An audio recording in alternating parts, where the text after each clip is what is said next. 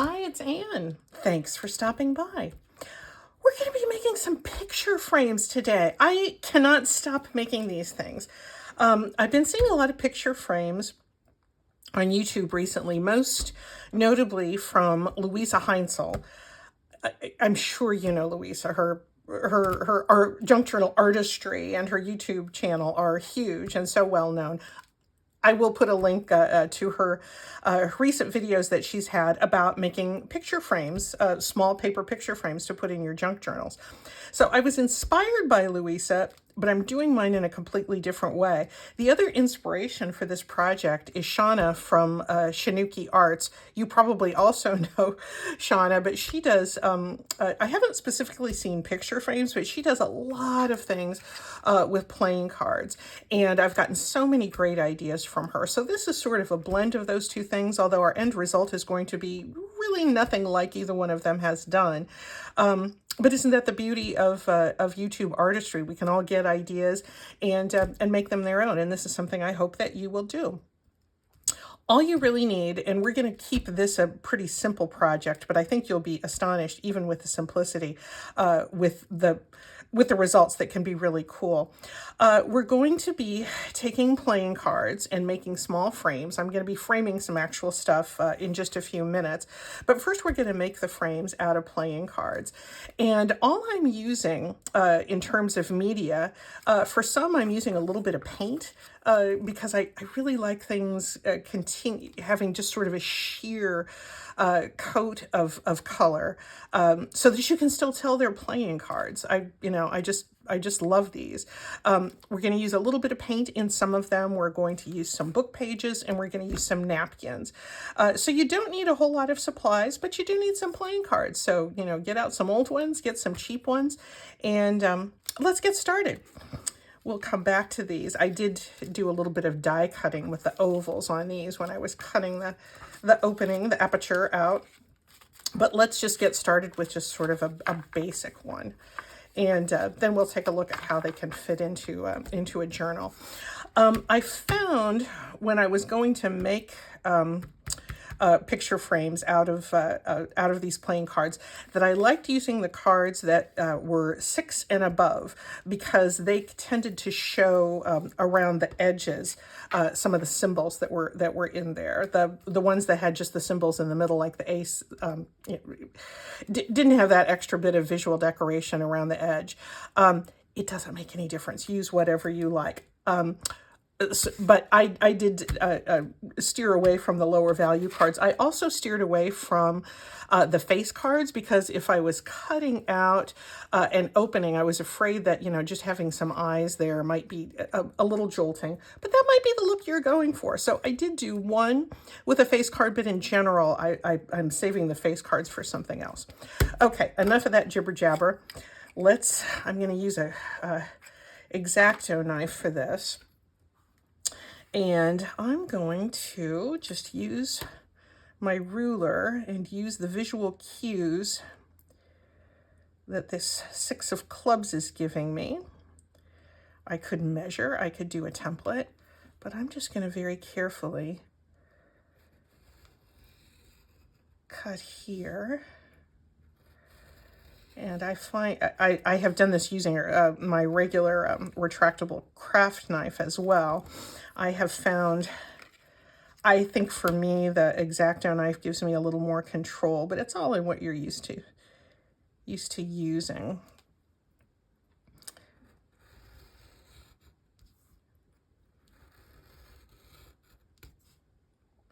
And just a few swipes there. We'll get through this. This happens to be new playing cards.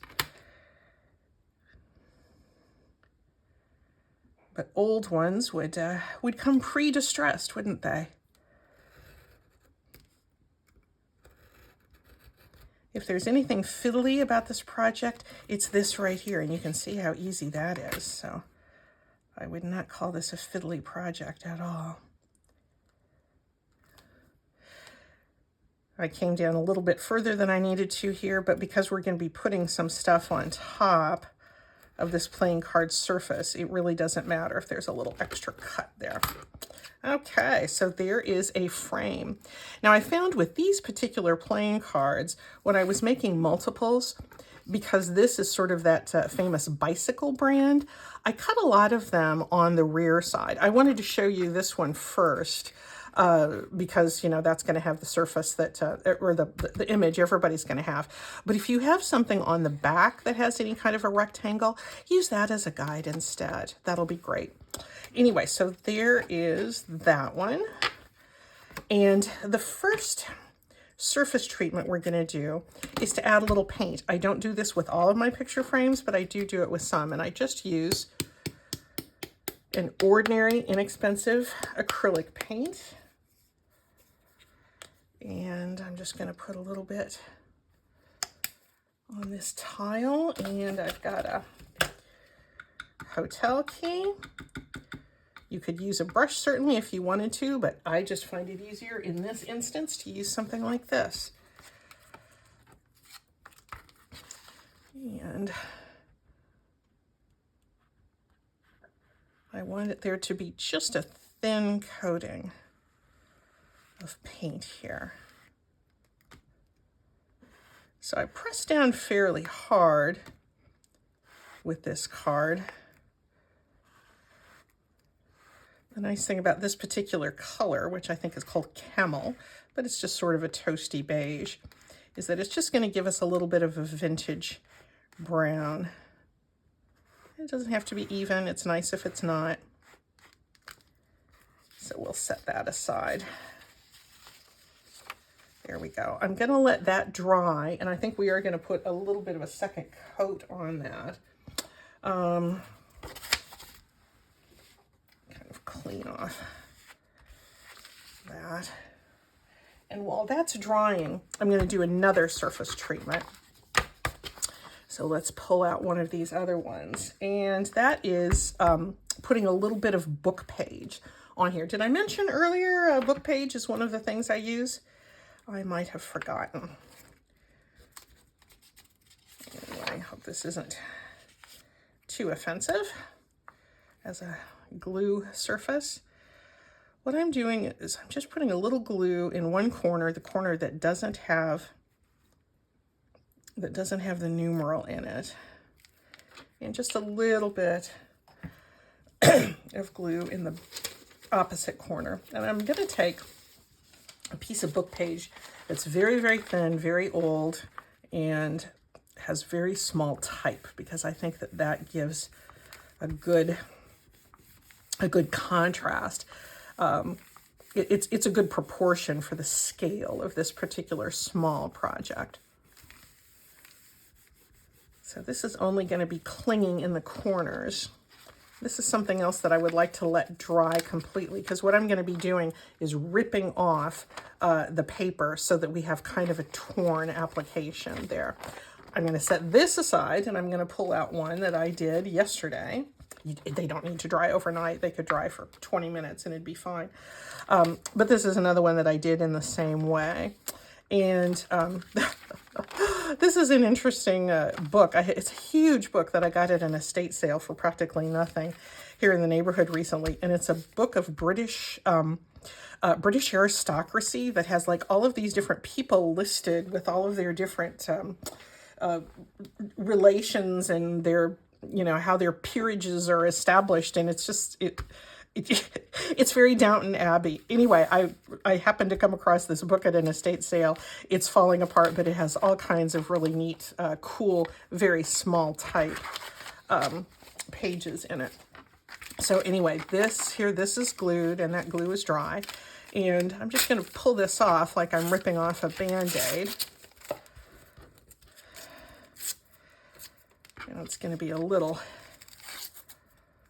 scrappy there, but that's what I want. I want it to be like something has been torn off. Isn't that neat? That is a really, really neat look on this frame. So what I'm going to do for the rest of this particular frame is I'm going to put a napkin over it. That's using our third medium.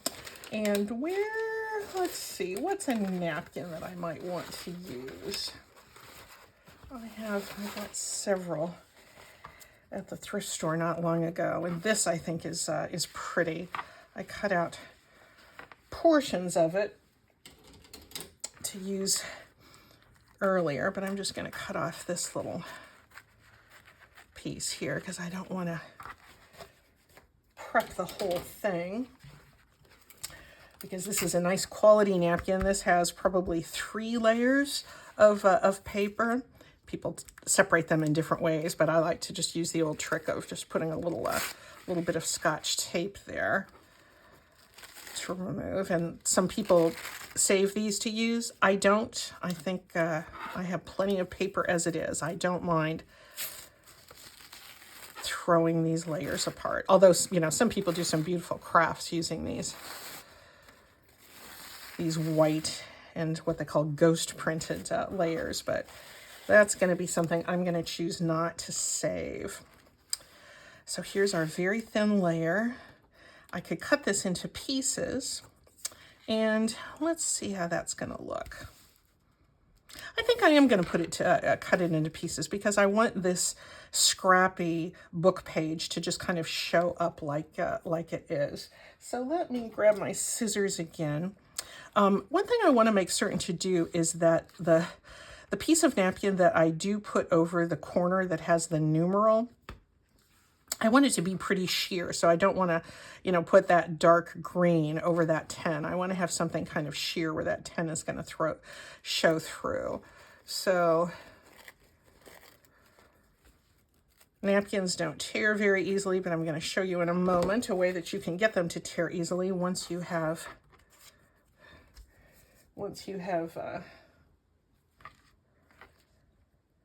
applied them. So I'm just going to kind of come into this corner.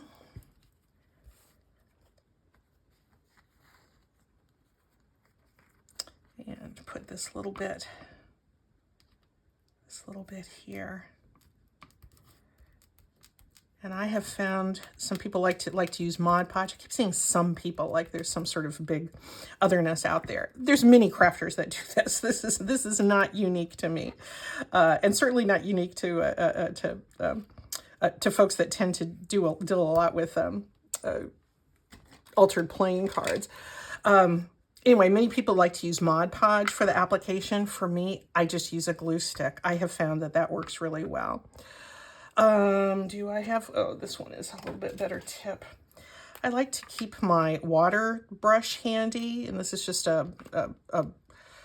it's a water paint tool, but it has a barrel that you fill with water, and you just can kind of squeeze a little water out. Very useful for watercolor painting, but I like to use it when I'm dealing with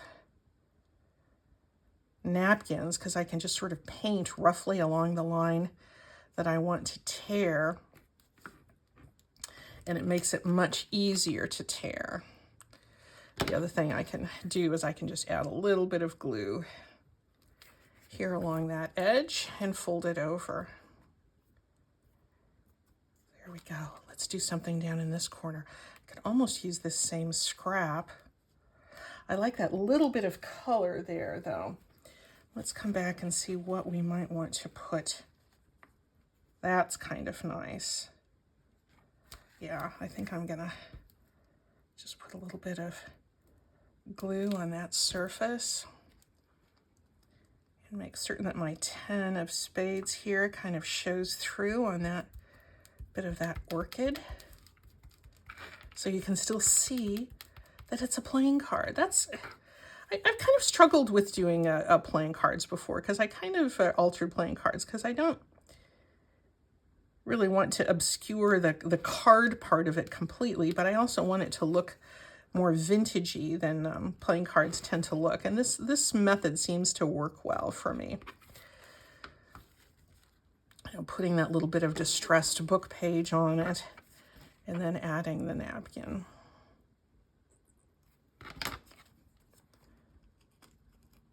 There we go. Meanwhile, I think our painted version over to the side is drying more, so we'll be able to come in and finish that one as well. There we go. If you want to be a little more aggressive in finishing these edges, you can always take an emery board too. And that's an easy way to get off any of those little paper shreds that you don't want along an edge. Most of these I'm just sort of coaxing around the edge, but this one I will use an emery board. There we go. So that is pretty much this little frame. And then I do think the distressing is important, just to finish things off too. I love that we can tell that this is a playing card. It's not just a piece of cardstock that happens to be the size of a playing card. You can see it's actually a playing card, but it's just so interesting with that little bit of book page on it. And then the napkin adding a touch of elegance in those blank spaces. Let's go back to our painted version and see how that's doing. Oh, isn't that pretty?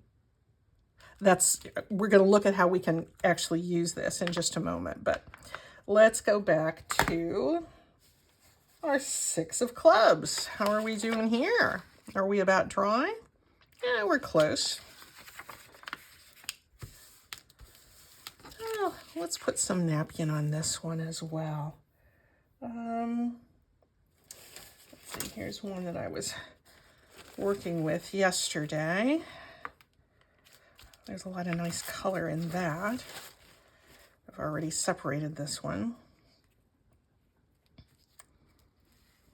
Yeah, let's kind of put some napkin up in the corner, and then we can add a little book page if we want to. But I like the fact that this has we've treated the background so it has more of a vintage look.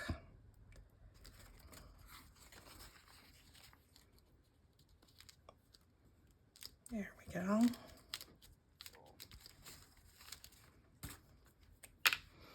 And I'm not going to be too careful about where I pull it off, because this is so thin, I don't have to let it dry like I wanted the book page to dry on the earlier version.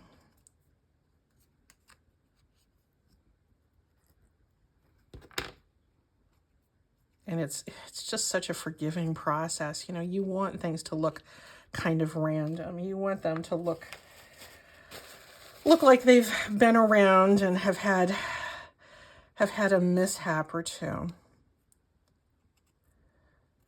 It's different working with the kind of plasticized surface of playing cards too. I've tried doing stamping on playing cards and haven't really been successful with that. I think because, you know, these playing cards, they have that plastic coating. They're meant to be, you know, they're meant to be on a table with beer and pretzels and mustard and sausage and everything. So you can wipe them clean after a card playing session. Oh, doesn't that look nice? I think that looks really pretty. I'm going to put some down in this corner as well. And I like this deep maroon rose here. So I think I'm going to try to replicate that just for balance in the other corner. And we'll tear it somewhat randomly. Don't want it to look too precise. There's an energy that comes with it when we have that.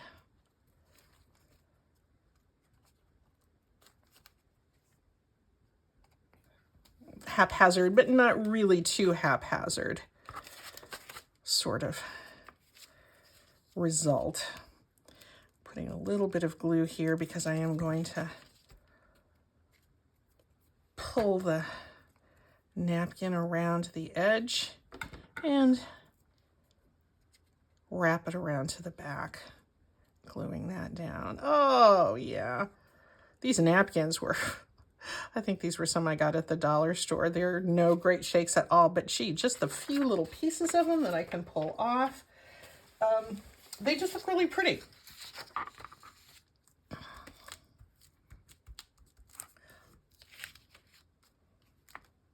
There we go. Whoops. Well, that was nice. I got my water brush put into my open blob of paint there, but fortunately this stuff, this washes out really easy. There we go. Should be a little more careful with my supplies as they're sitting around, but nonetheless, there's that. Let's ink this a little bit. I was thinking I might put some little bits and pieces of book page there, but you know, I don't really think it needs it.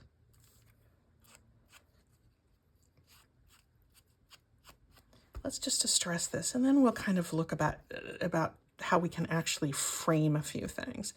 Now, it's not framing like you frame it at the frame shop, but there are so many pretty things that you can layer these little picture frames over, and they do have, it does make them look special.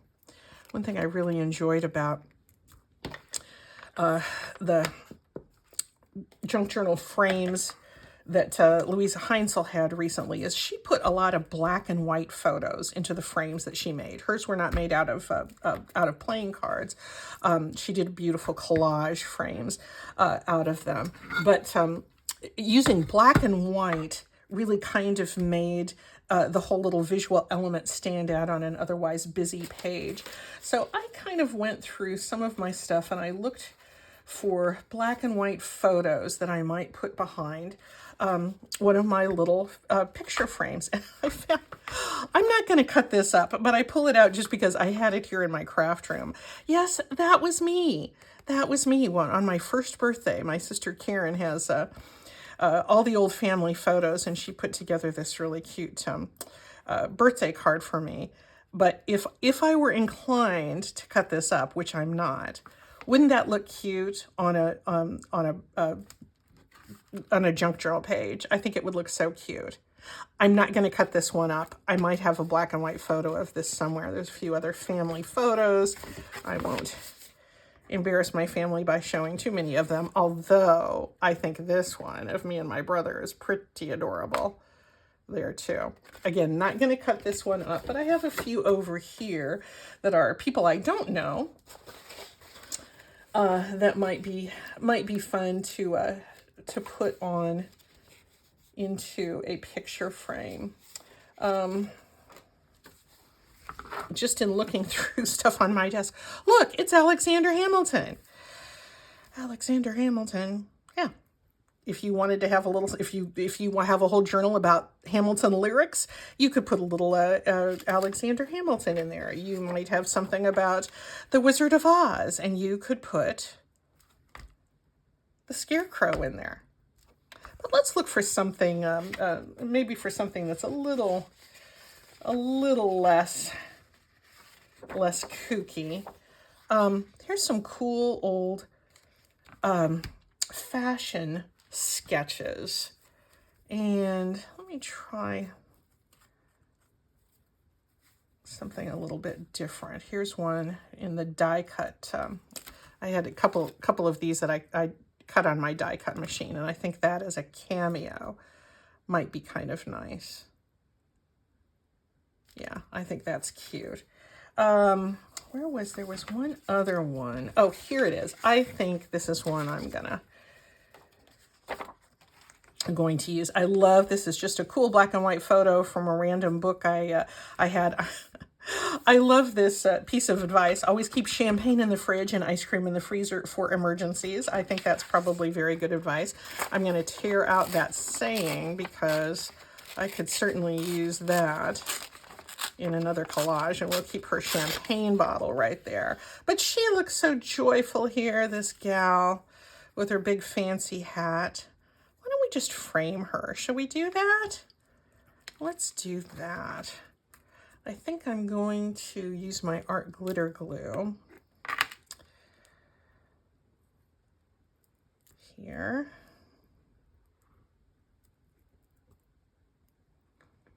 Again, that plastic surface can be a little bit finicky, but art glitter glue is going to do great if we want to adhere something like this kind of paper on it. Oh, she looks joyful. She's having a good summer day, this gal. And I'm just gonna tear this off a little bit to the inside of the frame.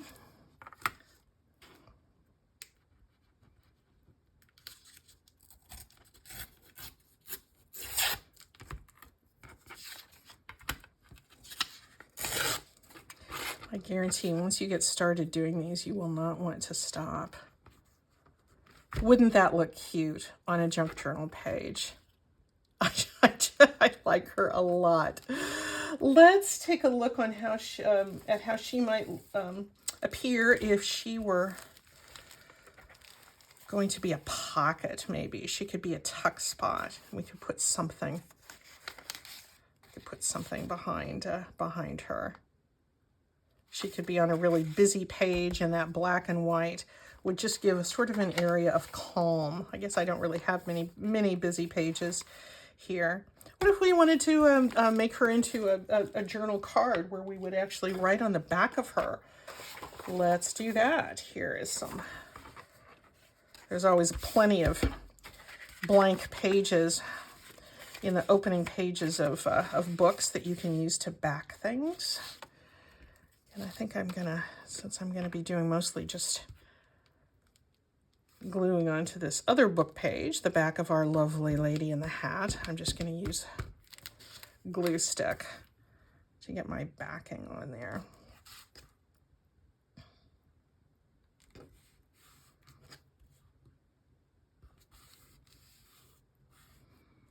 Now I've done a few more that have used a couple of different colors of paint. This purple I thought turned out kind of nice. This was one of the rare ones I did with a face card. I used the Jack there, and I put a few smears of green there. So if you want to, layer up those those colors, by all means experiment. And the thing about the plasticized surface of the paper of the playing cards is that if you get a bunch of paint on there that you don't really like, you can usually just, if you get it right away, you can usually just wipe it right off and start over. So it's a forgiving surface in that respect. You also, if you're adding paint, but if you want those playing card features to still show through when you're putting your paint on, scrape down fairly firmly. That's what I did here, and then I got that cool effect, that little bit of texture that's on the playing card. It kind of showed through in that paint application. So you can make some special effects just in the way you apply that little bit of acrylic paint if you wish to do so. Another reason that I like to put some kind of, to apply something on the playing card surface before I do my distressing is that if you distress just a card on the original surface, sometimes the ink doesn't stick very well, because, again, it's a plasticized surface. But we've altered that surface with the application of some paint or some paper, and so it's going to take that distress ink a little bit more. Go around here just to get that edge. This gal does not look distressed in the least, does she? She does not. And this would make a nice little journaling space where we can write about something joyful that we did on a summer's day right here. So there we go. We can make cards. We can make little tags. We can make tuck spots. Don't limit yourself just to black and white, though. Just take a look around on anything that's on your desk, and they just can look so cool with a frame. This is just a little piece that I had. How sweet does that little still life look when it's framed up? Another piece out of a botanical a botanical book. So pretty. That looks nice. And again, it's intriguing. That 4. What else is sitting around here? Here's some sort of a little brochure from our from Portland Community College. What if I wanted to frame that? I love that. That might just be a really nice little visual image. Or this book here.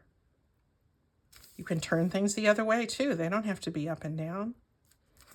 What else do I have here? Oh, who's this little guy? This has been a few years ago, but I could... Aww. He's almost 8 now. This was the summer he was 2, almost 3, so that's been a while, but this picture was hanging around on my desk. Here's a photo of Mae West. She could be looking very knowingly at us from a junk journal page. Anyway, get out your playing cards, do some cutting, get out your glue stick, just with a napkin, a little bit of book page, and some paint if you want it. You can really transform them and have a really fun feature for your junk journal page. Have fun with these guys. Bye-bye.